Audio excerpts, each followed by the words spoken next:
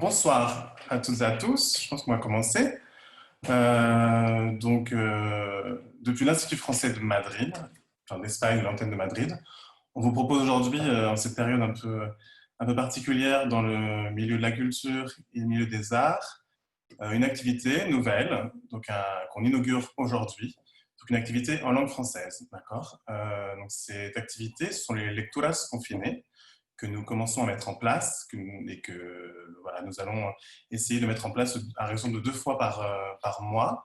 Nous commençons aujourd'hui avec Nathalie Pinault. Nathalie Pinault qui travaille, enfin, avec qui on a déjà travaillé à l'Institut français avec Lola Casamayor notamment. Donc, ce sont les deux artistes qui sont à l'initiative de cette activité avec l'association Jouer avec les mots, n'est-ce pas? Aujourd'hui, nous commençons avec Nathalie Pinault, qui, avec donc Lola Casamayor, avait déjà joué à l'Institut français sur scène à l'époque, quand on pouvait encore jouer sur scène, donc des lectures dramatisées de Viol de Daniel Salnave notamment, et également de mémoire, un texte de Matvei Wisniewski également, il y a 2-3 ans. Donc aujourd'hui, on est vraiment ravis qu'elle nous fasse l'amitié et l'honneur de nous présenter l'œuvre de Daniel Arnaud, Passion simple. Donc, on est vraiment content de commencer cette activité avec Nathalie. Vous dire que dans 15 jours, on recevra Pedro Casablanc, qui nous lira des fragments, des extraits de l'œuvre Partir de Tahar Ben Jelloun. Voilà, en tout cas, Nathalie, merci à vous. Merci à tous les spectateurs d'être si nombreux pour cette soirée. Et j'espère voilà, vous revoir sur les autres activités de l'Institut français. Vous savez certainement, pour ceux qui nous suivent, qu'on a beaucoup d'activités en ligne, que ce soit des cafés confinés, des lectures pour enfants, des activités cinéma, également des concerts en ligne. Et donc maintenant, à partir d'aujourd'hui, nous avons ce nouveau cycle de lecture confinée. Donc merci à toutes et à tous de participer. Et merci à Nathalie, je te laisse la parole. Et avant de te laisser la parole, pardon, vous dire que vous avez en bas dans Preguntas y Respuestas, voilà, vous pouvez poser toutes les questions à Nathalie ou à moi-même, par exemple, sur l'élaboration de cet événement. Et après cette lecture, du coup, de Daniel Arnaud, Nathalie pourra, bien entendu, avec grand plaisir, répondre à toutes vos interrogations et à tous vos commentaires. Donc Nathalie, je te rallume le micro. Voilà. Et c'est à toi.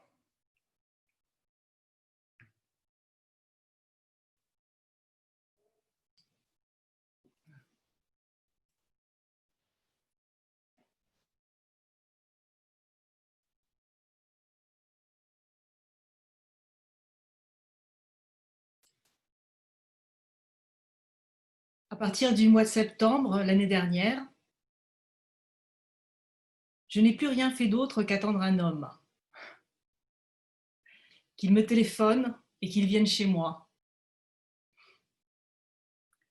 J'allais au supermarché et au cinéma. Je portais des vêtements au pressing. Je lisais. Je corrigeais des copies. J'agissais exactement comme avant. Mais sans une longue accoutumance de ces actes, cela m'aurait été impossible. Sauf au prix d'un effort effrayant.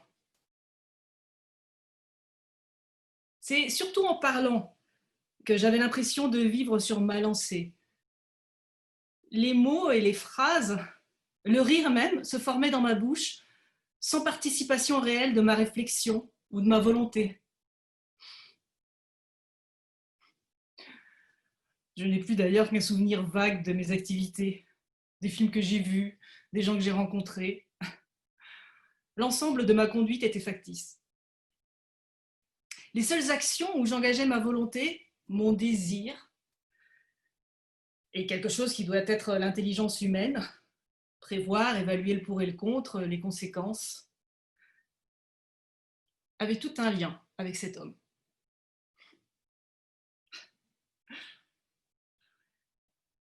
Lire dans le journal les articles sur son pays, il est étranger.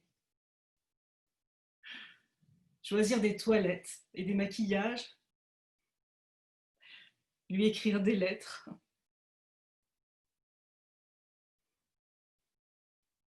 Changer les draps du lit et mettre des fleurs dans la chambre. noter ce que je ne devais pas oublier de lui dire la prochaine fois, qui était susceptible de l'intéresser, acheter du whisky, des fruits, diverses petites nourritures pour la soirée ensemble. Imaginez dans quelle pièce nous ferions l'amour à son arrivée. Dans les conversations, les seuls sujets qui perçaient mon indifférence avaient un rapport avec cet homme. Sa fonction, le pays d'où il venait, les endroits où il était allé. De même, en lisant, les phrases qui m'arrêtaient avaient trait aux relations entre un homme et une femme. Il me semblait qu'elle m'apprenait quelque chose sur A et donnait un sens certain à ce que je désirais croire. Ainsi, lire dans Vie et Destin de Grossman que lorsqu'on aime, on ferme les yeux en embrassant, me portait à imaginer que A m'aimait, puisqu'il m'embrassait ainsi.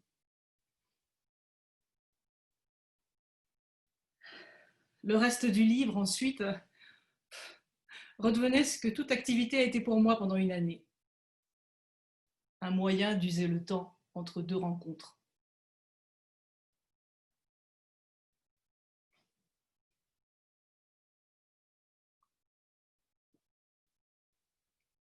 Je n'avais pas d'autre avenir que le prochain coup de téléphone fixant un rendez-vous.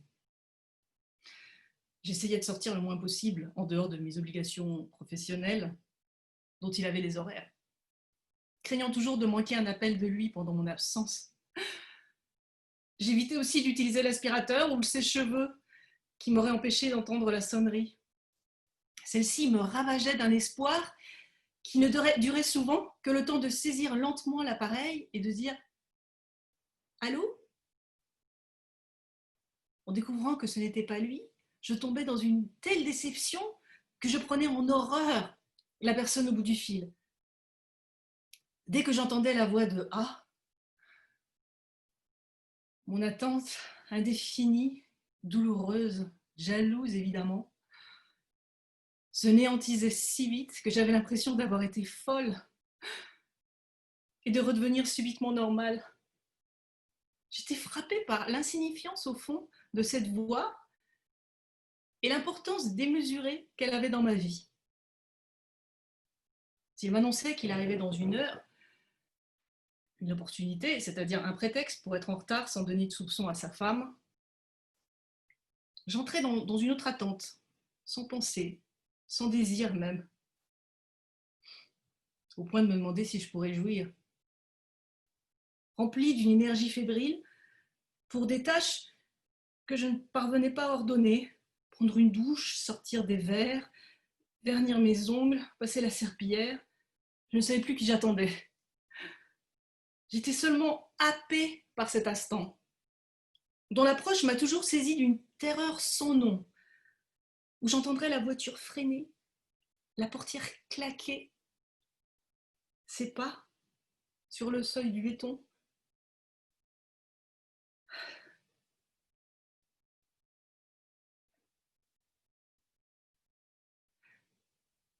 Quand il me laissait à un intervalle plus long, 3 ou 4 jours entre son appel et sa venue, je me représentais avec dégoût tout le travail que je devrais faire, les repas d'amis où je devrais aller avant de le revoir. J'aurais voulu n'avoir rien d'autre à faire que l'attendre. Et je vivais dans une hantise croissante qu'il survienne n'importe quoi empêchant notre rendez-vous.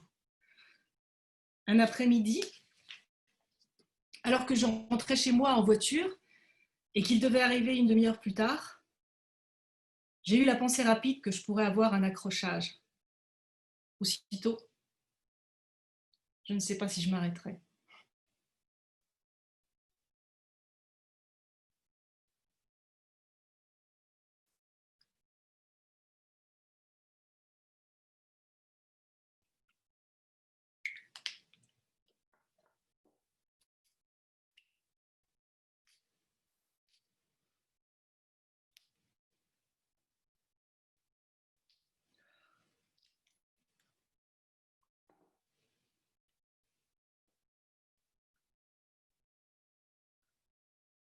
Une fois prête, maquillée, coiffée, la maison rangée, J'étais, s'il me restait du temps, incapable de lire ou de corriger des copies. D'une certaine façon aussi, je ne voulais pas détourner mon esprit vers autre chose que l'attente de A. Ne pas gâcher celle-ci. Souvent, j'écrivais sur une feuille la date, l'heure et « il va venir » avec d'autres phrases, des craintes qu'il ne vienne pas, qu'il ait moins de désir. Le soir, je reprenais cette feuille. Il est venu, notant en désordre des détails de cette rencontre. Puis je regardais, hébétée, la feuille gribouillée, avec les 2 paragraphes écrits avant et après, qui se lisaient à la suite, sans rupture.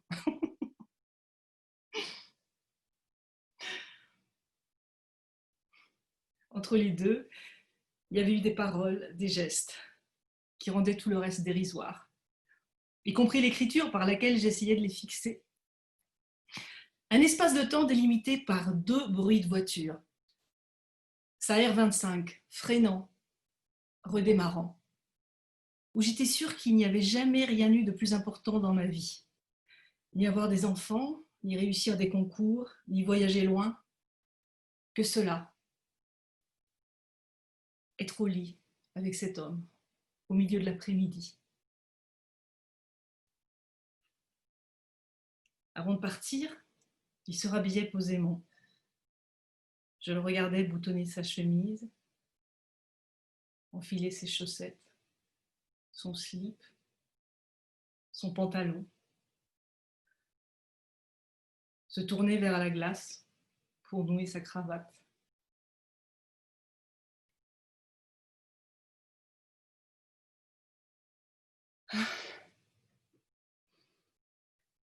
Quand il aurait mis son veston, tout serait fini. Je n'étais plus que du temps passant à travers moi. Aussitôt après son départ, une immense fatigue me pétrifiait. Je ne rangeais pas tout de suite. Je contemplais les verres, les assiettes avec des restes, le cendrier plein, les vêtements,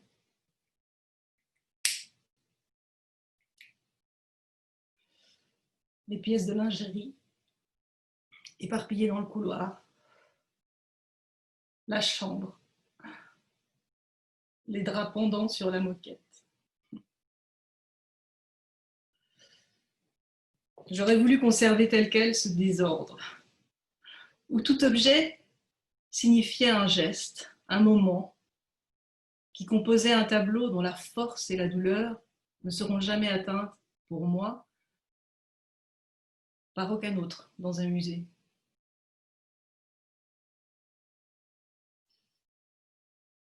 Naturellement, je ne me lavais pas avant le lendemain pour garder son sperme.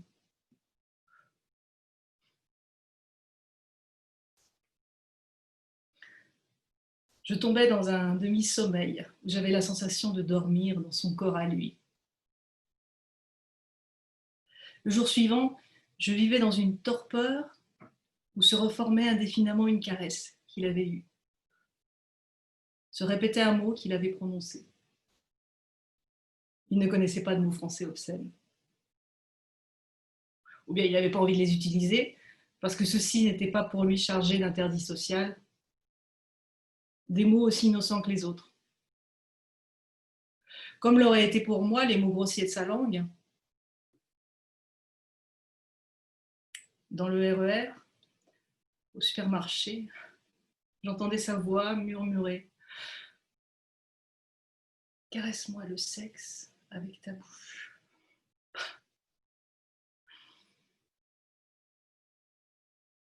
Une fois, à la station Opéra, plongée dans ma rêverie, j'ai laissé passer, sans m'en rendre compte, la rame que je devais prendre.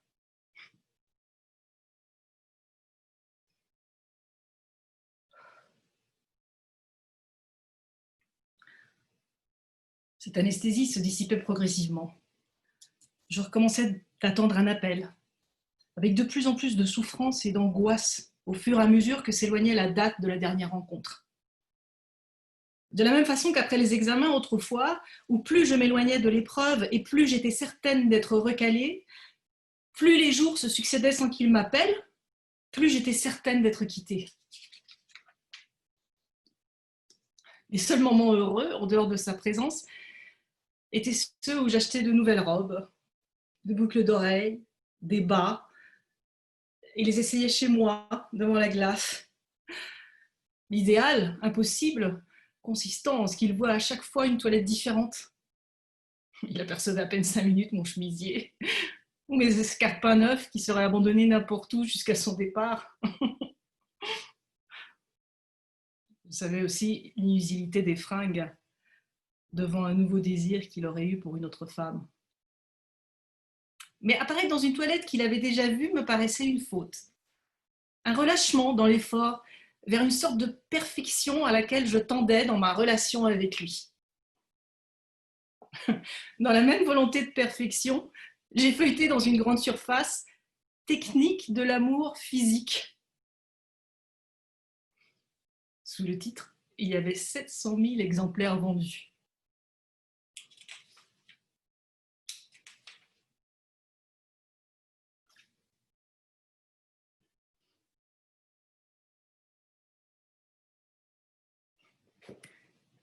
Il aimait les costumes Saint-Laurent, les cravates Cerruti, les grosses voitures. Il conduisait vite, avec appel de phare, sans parler, comme entièrement livré à la sensation d'être libre, bien habillé, en situation dominante sur une autoroute française. Lui qui venait d'un pays de l'Est. Il appréciait qu'on lui trouve une ressemblance avec Alain Delon. Je devinais, autant qu'on puisse le faire avec justesse lorsqu'il s'agit d'un étranger, qui n'était pas attiré par les choses intellectuelles et artistiques, malgré le respect qu'elle lui inspirait. À la télévision, il préférait les jeux, les Santa Barbara. Tout ça m'était égal. Sans doute parce que je pouvais considérer les goûts de A, étrangers, comme des différences culturelles avant tout. Alors que chez un Français, ces mêmes goûts me seraient apparus d'abord comme des différences sociales. Ou peut-être avais-je plaisir à retrouver en A la partie la plus parvenue de moi-même. J'avais été une adolescente avide de robes, de disques et de voyages. Privée de ses biens parmi des camarades qui les avaient. À l'image de A, privée avec tout son peuple, n'aspirant qu'à posséder les belles chemises et les magnétoscopes des vitrines occidentales.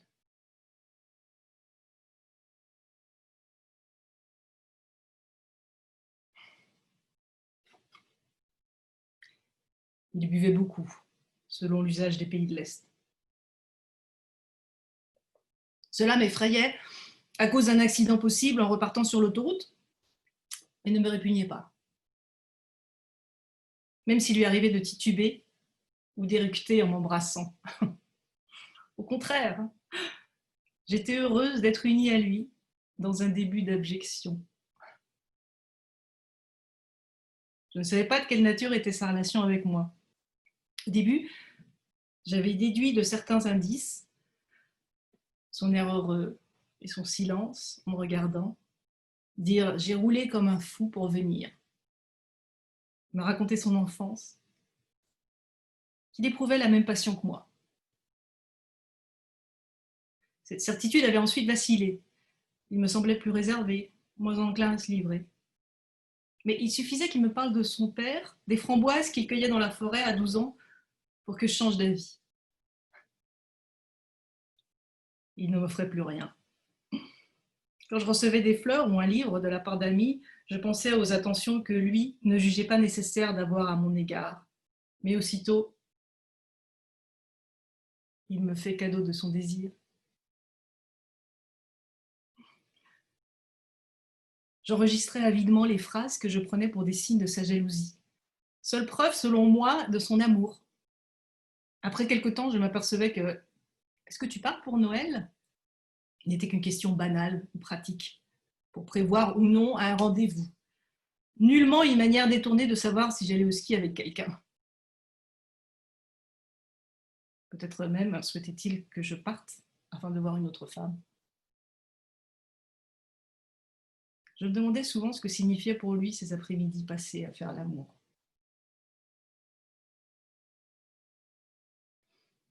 Sans doute rien d'autre que cela, justement.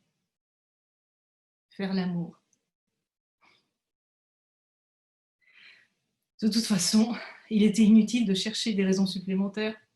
Je ne serais jamais sûre que d'une chose, son désir ou son absence de désir.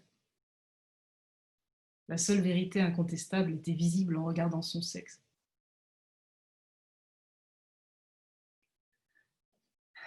Les contraintes que m'imposait sa situation d'homme marié, ne pas lui téléphoner, ne pas lui envoyer de lettres, ne pas lui faire des cadeaux qu'il justifierait difficilement, dépendre constamment de ses possibilités de se libérer, ne me révoltaient pas. Je lui remettais des lettres que je lui écrivais au moment où il partait de chez moi. Soupçonné qu'une fois lues, il les jetait peut-être en petits morceaux sur l'autoroute, ne m'empêchait pas de continuer à lui écrire. Je prenais garde à ne laisser aucun signe de moi sur ses vêtements, et je ne lui faisais pas de marque sur la peau. Autant que le désir de lui éviter toute scène avec sa femme, il y avait celui de ne pas encourir de sa part une rancune qui l'aurait conduit à me quitter. Pour cette même raison, j'évitais de le rencontrer dans des endroits où elle l'accompagnait. J'avais peur de trahir devant elle par un geste spontané, caresser la nuque de A, arranger un détail de sa tenue, le lien que nous avions. Je ne voulais pas non plus souffrir inutilement en me représentant comme chaque fois que je la voyais, A, lui faisant l'amour. Que je la juge insignifiante, qu'il le fasse peut-être parce qu'il l'avait sous la main, ne pouvait rien contre la torture d'une telle vision.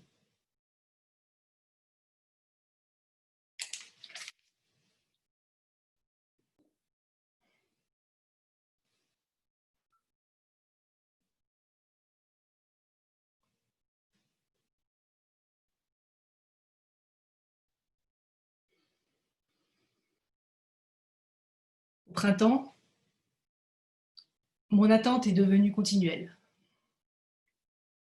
Une chaleur précoce s'était installée dès le début du mois de mai. Les robes d'été apparaissaient dans les rues, les terrasses des cafés étaient pleines. On entendait sans arrêt une danse exotique, murmurée par une femme à la voix étranglée, la lambada. Tout signifiait des possibilités nouvelles de plaisir dont j'attribuais à A le projet de profiter en dehors de moi. Son poste, ses fonctions en France me semblaient très élevées, susceptibles d'attirer l'admiration de toutes les femmes.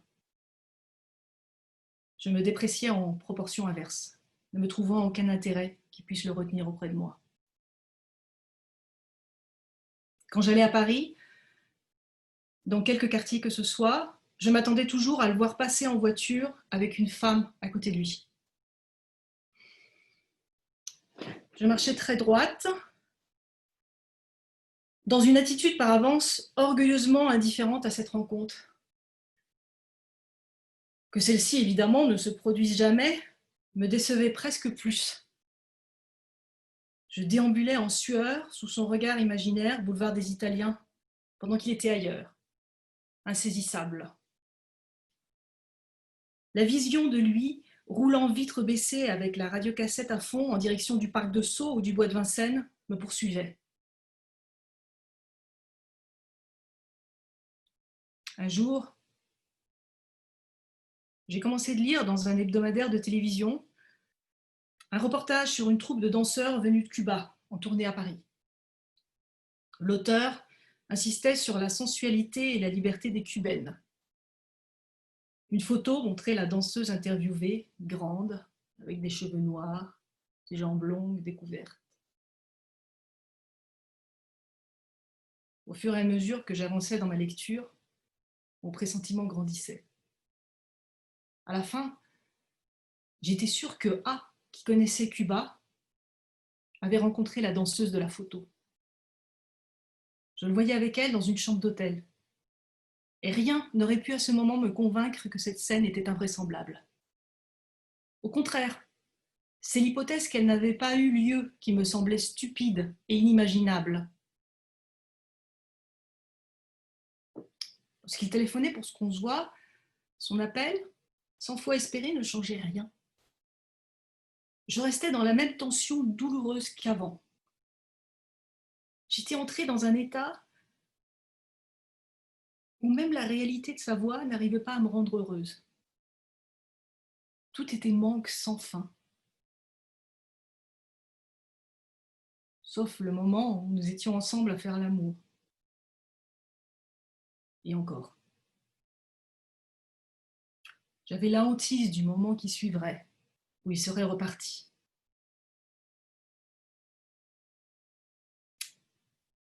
Je vivais le plaisir comme une future douleur. Sans cesse le désir de rompre, pour ne plus être à la merci d'un appel, ne plus souffrir, et aussitôt la représentation de ce que cela supposait à la minute même de la rupture, une suite de jours sans rien attendre. Je préférais continuer à n'importe quel prix, qu'il ait une autre femme, plusieurs, c'est-à-dire une souffrance encore plus grande que celle pour laquelle je voulais le quitter. Mais à côté du néant entrevu, ma situation présente me paraissait heureuse.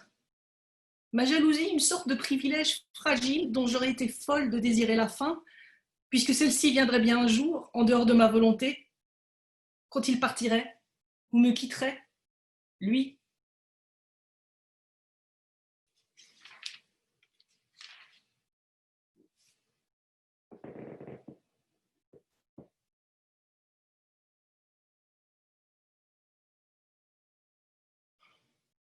Il est parti de France et retourné dans son pays, il y a 6 mois.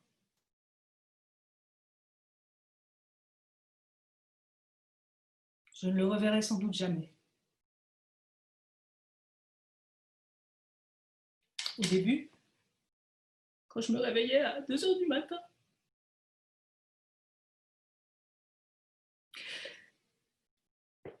cela m'était égal de vivre ou de mourir.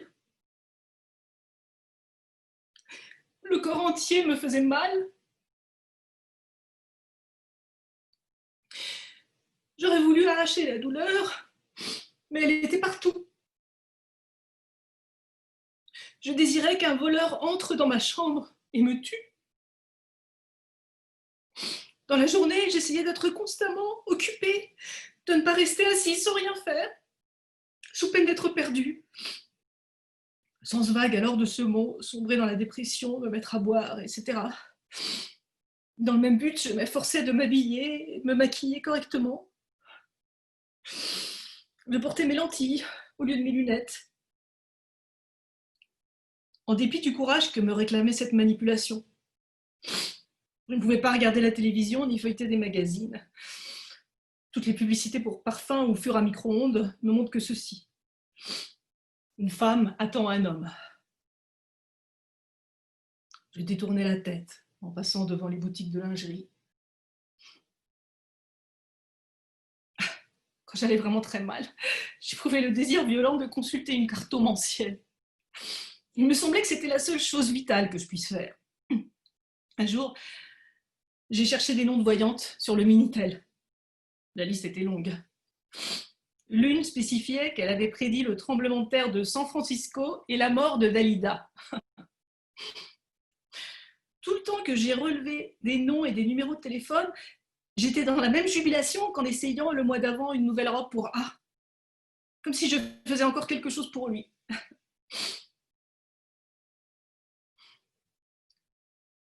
Après, je n'ai appelé aucune voyante. J'avais peur qu'elle me prédise qu'il ne reviendrait jamais. Je pensais,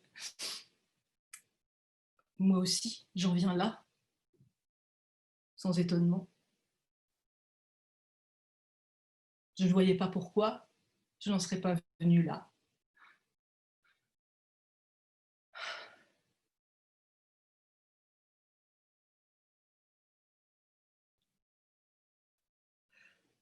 Une nuit, l'envie de passer un test de détection du sida m'a traversée. Il m'aurait au moins laissé cela. Je voulais à toute force me rappeler son corps, les cheveux aux orteils. Je réussissais à voir avec précision ses yeux verts,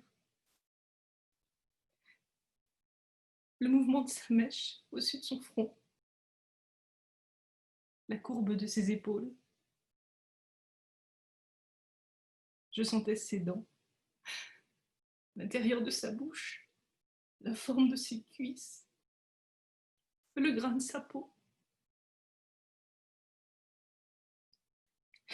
Je pensais qu'il y avait très peu entre cette reconstitution et une hallucination.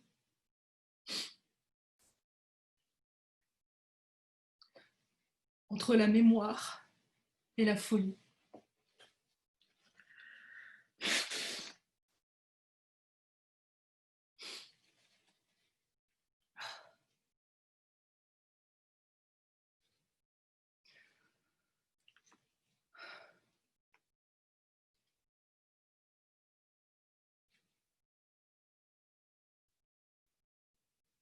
Quand j'étais enfant, le luxe, c'était pour moi les manteaux de fourrure, les robes longues et les villas au bord de la mer.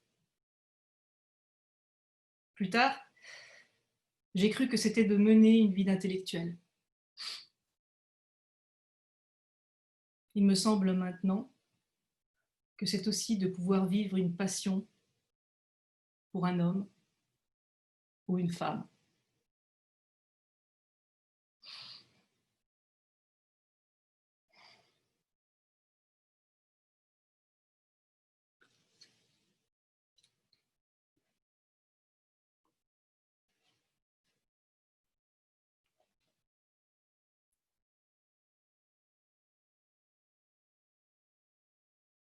Merci beaucoup, Nathalie.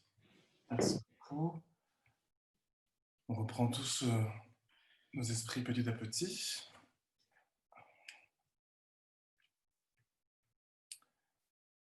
Du coup, merci à tous ceux qui étaient là. Donc, on peut laisser quelques minutes. Si vous avez des questions dans le chat, vous pouvez également poser des questions à Nathalie. Et voilà, merci encore à tous ceux qui étaient là. J'ai vu Lola Casamayor. Merci Lola d'être parmi nous. Jean-Paul Lefebvre, directeur délégué de l'Institut français de Madrid. Bienvenue. Merci à tous d'être là. On a beaucoup de mots, Nathalie. On a des bravos de Pedro Ortiz. Bravo Nathalie de Trinidad Pintos. Murat Istikveren, extra. Bravo Nathalie. Florence et Murat. Florence et Murat. Jean-Paul Lefebvre, justement notre directeur. Bravo Nathalie, magnifique.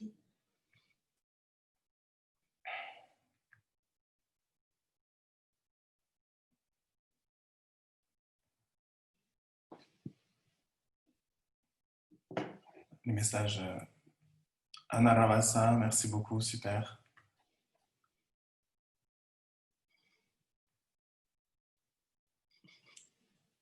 Francisco Herrero Sanchez qui dit Creía estar oyendo a Annie, bravo. Bravo Nathalie, très émouvant.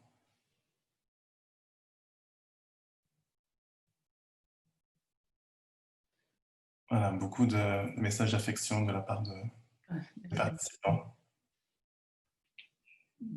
Donc merci à tous encore et à toutes. Merci Nathalie vraiment d'avoir initié d'avoir commencé avec nous ce cycle de lecture confinée. Merci à Lola également qui est là et qui sera une des prochaines dans 3 semaines si je me trompe ou dans 4 semaines. Non, dans 4 semaines parce que c'est chaque 15 jours. Dans 4 semaines, tout à fait. Donc dans 15 jours, comme j'ai dit au tout début, mais peut-être que les spectateurs n'étaient pas encore arrivés, donc dans 15 jours, on a la chance de recevoir Pedro Casablanca qui interprétera donc des passages de Partir de Tahar Ben Jelloun. Et donc dans 15 jours, encore dans 4 semaines, on recevra Lola Casamayor et j'espère qu'on pourra continuer cette collaboration, enfin, ce très bel événement, en tout cas, cette très belle activité. Puis merci encore pour tout. Je ne sais pas si les gens, vous avez peut-être des questions. C'est vrai qu'il y a beaucoup de mots de félicitations, notamment. Maria Jesus Maestro, merci beaucoup. J'adore votre interprétation. Les gens en redemandent. Donc, en tout cas, dire également aux personnes que la vidéo sera sur sur le canal YouTube de l'Institut français d'Espagne. Il sera également présent sur les réseaux sociaux, sur Facebook notamment, de l'Institut français d'Espagne, Antenne de Madrid.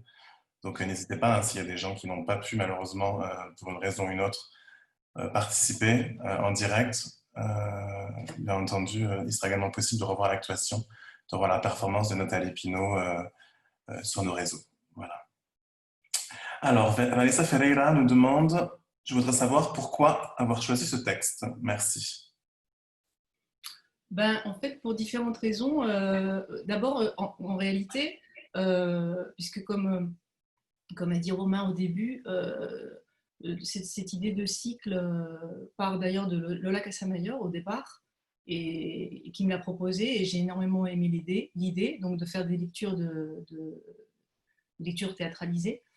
Et Lola Casamayor, en fait, a toujours parlé de ce texte comme une option parce qu'elle l'avait travaillé à un moment donné. Et c'est comme ça que c'est venu. Et du coup, moi, j'ai découvert cet auteur. Alors d'abord grâce à Lola Casamayor, parce que je ne la connaissais pas en fait.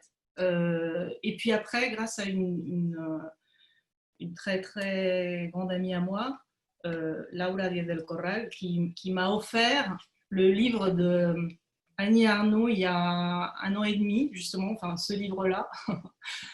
Et c'est comme ça que je l'ai vraiment découverte en fait. Et ben voilà, et donc on,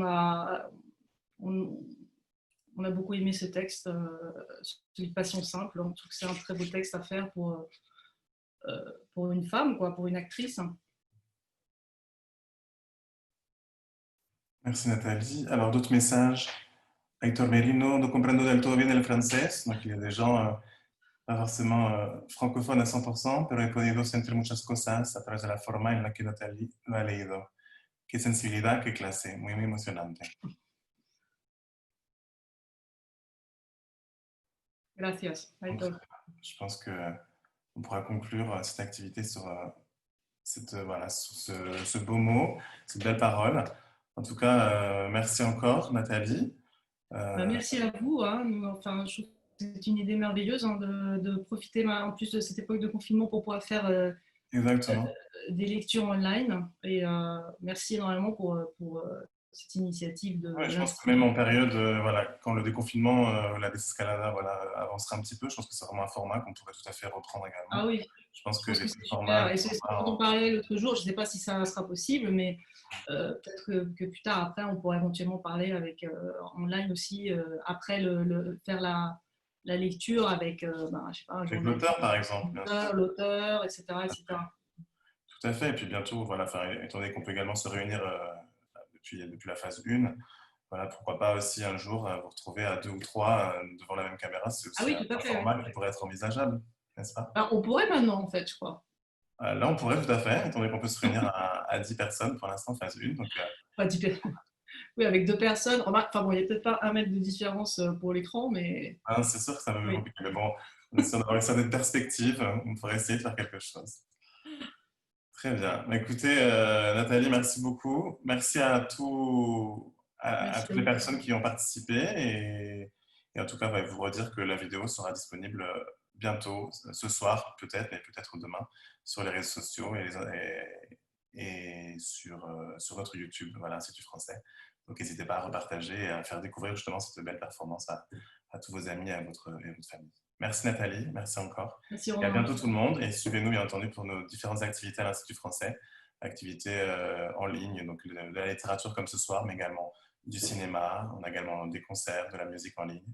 Donc n'hésitez pas à tous. Voilà, bonne soirée, un abrazo fuerte a todos et à très vite.